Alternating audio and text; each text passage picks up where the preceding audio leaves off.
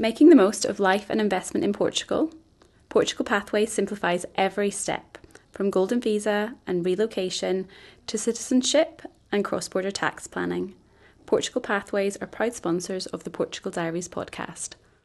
Welcome to the Portugal Diaries podcast. I'm Jen. And I'm Claire. Today we're joined by Dr. Amelia, founder and CEO of Amillion Group, a visionary leader known for her dedication to excellence in education within the aesthetics and wellness industry. Named Best CEO in Europe 2025, Amelia has built a global reputation for innovation and leadership while continuing to inspire women around the world as a successful entrepreneur and devoted mother. Welcome to the show. Thank you. Welcome. It's nice to have you here. Thank you very much. Thank you, Amelia. Nice. So what brought you to Portugal? Well, I moved to Portugal about over 5 years ago during the COVID. And so, weather was a big reason, mainly because in Ireland, the COVID lockdown was taking a very, very long time. Mm. And so, I felt like it was a time to move finally after 20 years in the rain. That was mainly the reason. And also to be able to combine the quality of family time and work and do some sports and just have a life again. And had you been to Portugal before? Have I been before I moved here? Yeah, before you moved here. Yes, I came here a year before. I came here for holidays for the first time. Okay. And I loved it. Yeah. So how does life here compare to where you've lived previously? Because you lived in Ireland for 20 years, is that right? Yes, I lived in Ireland. Prior to that, you were in Poland? In Poland, yes. So I lived in Ireland for 20 years, in Poland for about 21, 22 years. So altogether, giving your age away now. I could say that, half of my life I lived in Ireland. Yeah. So living here, how do I find it? Very nice. I made so many new friends, and so through the clinic, I met so many incredible personalities. So I love it here. Sophie, my youngest daughter, she loves it here too. She loves the school and activities, and she recently started paddle as well. Yay. So got paddling early on the podcast. We did. And Sophie is secondary school. Is that right? She's in Bright. In Lola, 13 or 14? 13, yeah. And do your older two, I know they don't live here, but when they come and visit you, do they kind of say, oh yeah, Mum, this is lovely? Yes. Yeah. Well, they both worked with me or for me for a while. Laura was really good at aesthetics, and she was doing facials and things like that. But eventually she moved back to Ireland where her friends are, and she's very happy there and settled. Claudia is now in Poland. She's still she's working and she's in college, so they're doing their own thing. Yeah. Laura is 27, Claudia is 22, and Sophie is 13. So you've got three girls in three different countries. How on earth do you manage that? Yeah. I think my life's difficult when they have like sports in different places. That's insane. That's a lot for you to juggle to try and... Well, they're adults now. Yeah. So if they like to visit, they come and visit. I go there often too. So it's nice. Yeah. It's nice. All my focus now is on the work and on Sophie, and of course on myself as well, finally a little bit. Yeah. Because when they were small, life was completely different, right? It was completely different. Kind of coming out. You're kind of coming out the other side. Although I know you've got the 13-year-old still, but for the most part of it, you've got get to breathe, is what I say. Yes, and also that all that energy goes into a business as well. So it's hard sometimes to just draw a line and say, okay, that's enough now. Yeah. You have to enjoy your Sundays and your bank holidays and stuff like that instead of just working the whole time. So how do you spend your free time here when you get it? How do you like to enjoy yourself? I love hiking. I play tennis and paddle. A little bit, not like you, just a little bit. I'm only starting now because most of my friends play paddle. Love swimming. Have a cute dog. Leo, little Pomeranian, so spoil him rotten when I get a chance. And what else? I do travel a lot. This new concept, this new idea, I recently came up to open another clinic in London, so I'm back and forth to London now. Wow. Doing that, and Goodness me, That's that must about be it. do you have, because you're based here, obviously, and you have the clinic here. So setting one up in London, do you have obviously a management team there that manage it for you? For now, it's just me and my team here from Algarve, which they are amazing, as you know. We organize everything from here, and it's more like it's a pop-up clinic. Oh, So it's once a month for about 2 or 3 days, and that's it. So we go there, we prepare everything, see the patients, and wrap it up and go back home. Which in Lisbon, it's a full clinic.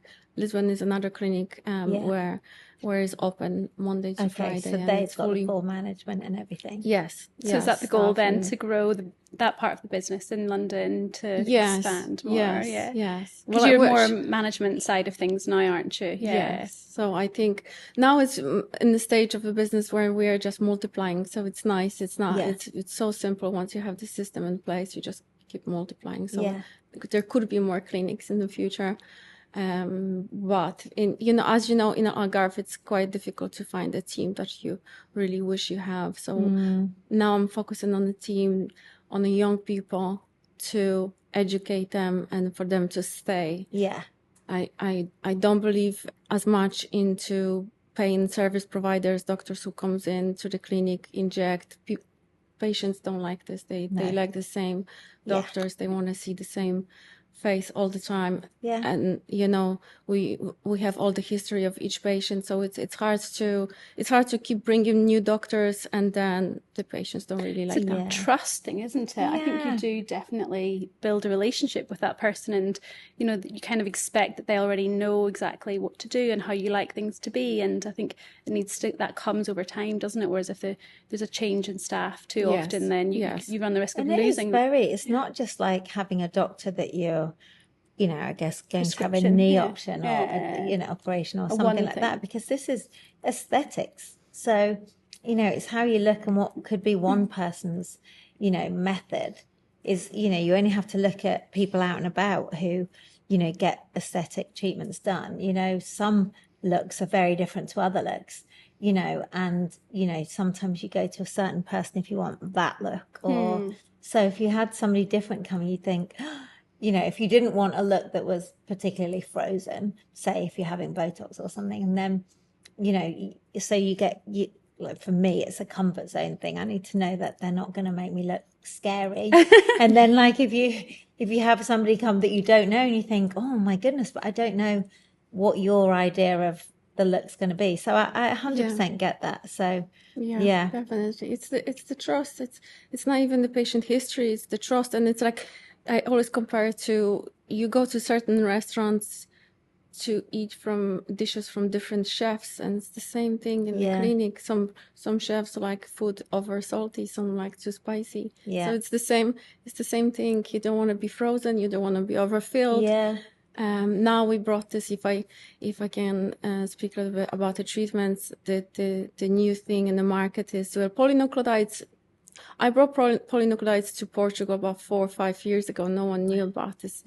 And I brought them from Poland and start talking about them. And now everyone just know this treatment as the salmon sperm, right? Claire loves talking about this kind of I stuff. know. Never need to apologize. I had it for the first time. I'm so thrilled. Well, so it's great. It's a fantastic product, but it doesn't add any volume, so that's why it's so popular. It's so nice, and it just rejuvenate the skin. And now we have exosomes, exosomes is another new thing in the market. It are stem cells with polynucleotides in it as well, and So again, that's no like volume. More. I think that's key too. It's almost like filler fatigue, isn't it? Because filler started to be done so much and so badly, and people ended up with these overfilled faces.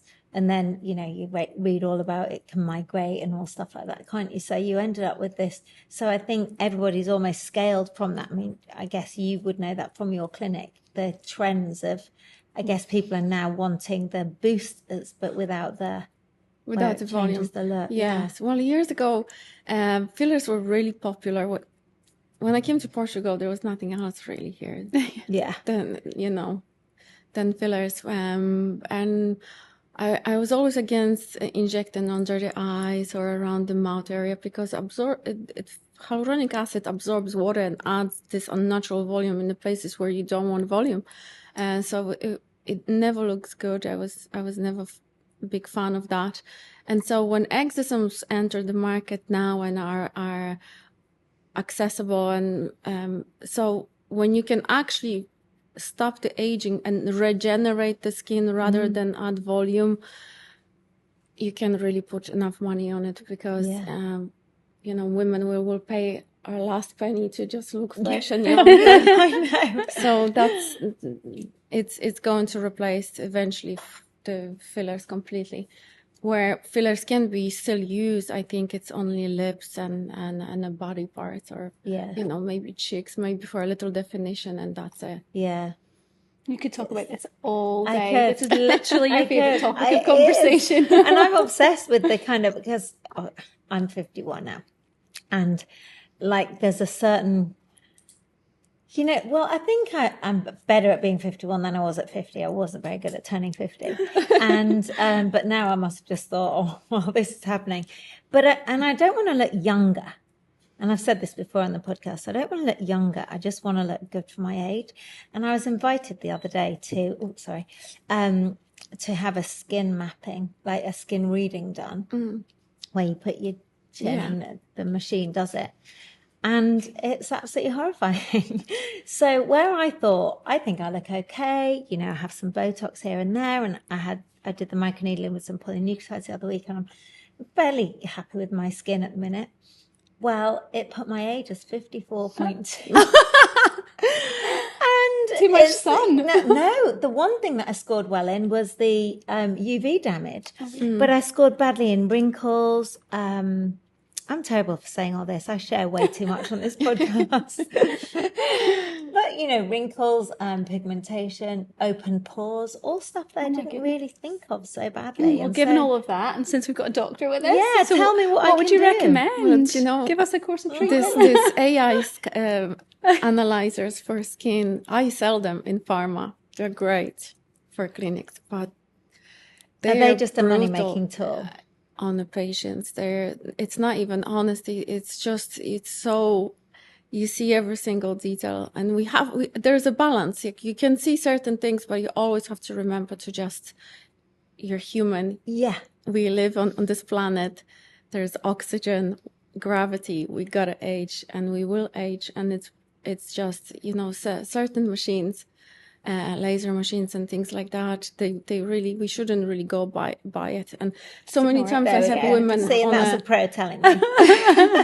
So many times I have women in the consultation telling me, like, I have this mirror and I just look in the mirror, and that they're absolutely possessed about how they age. And I think it's very healthy to just realize that we will age anyway.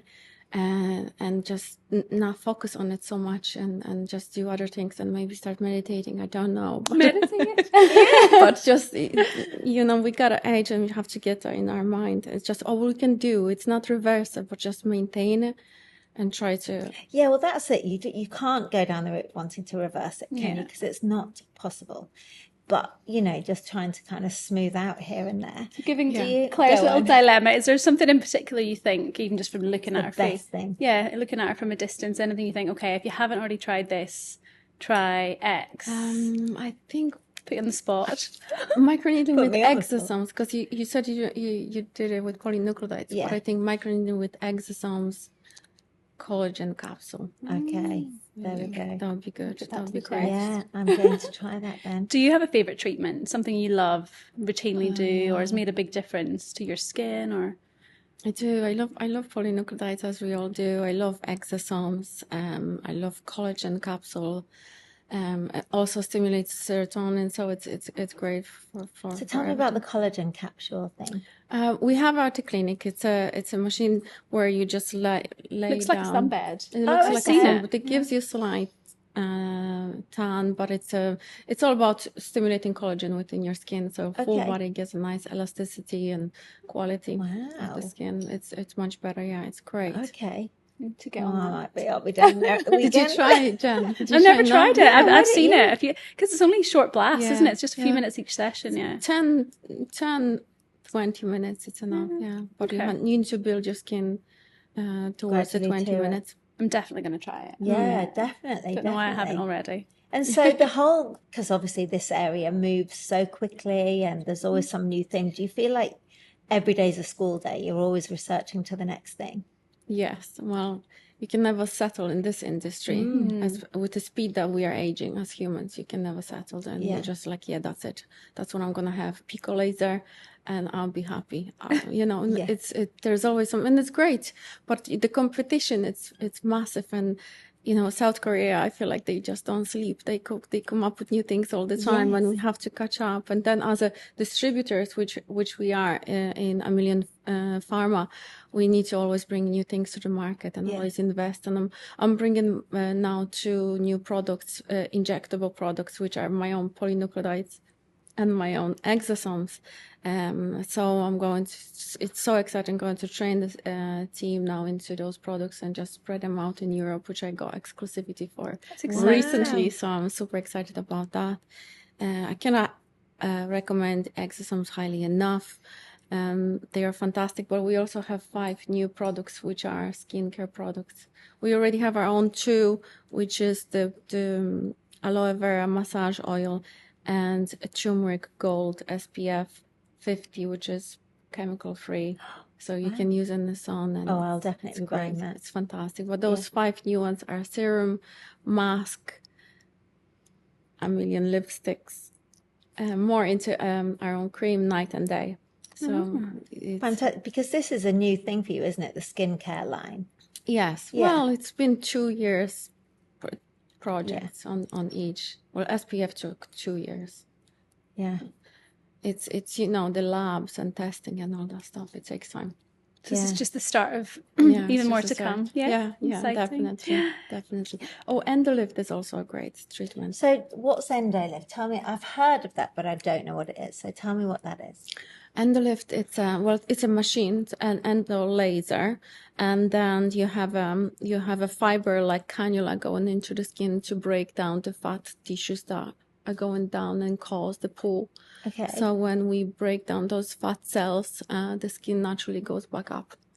Oh. And we can do on the face, on the neck, we can do on the body. So it works. So I it guess works that's wonders. more invasive then, because you have to cannula it. Yeah. Does it hurt? Slightly. Yeah. Jen, I'll let does you it hurt? Balance. I want a good base. Does it hurt? Yeah. You can try it. Let me know how that You goes. try it. Yeah, it does. But you know, we have a good drugs. Yeah. And so for you, we spoke about it before you came on. You said you didn't mind talking about it. So what would be your, you know, for your, because you look fabulous. And I just think, so what are you doing to look like this? So there's 2 types of aging. The main 2 types of aging that women age. There are hollowers.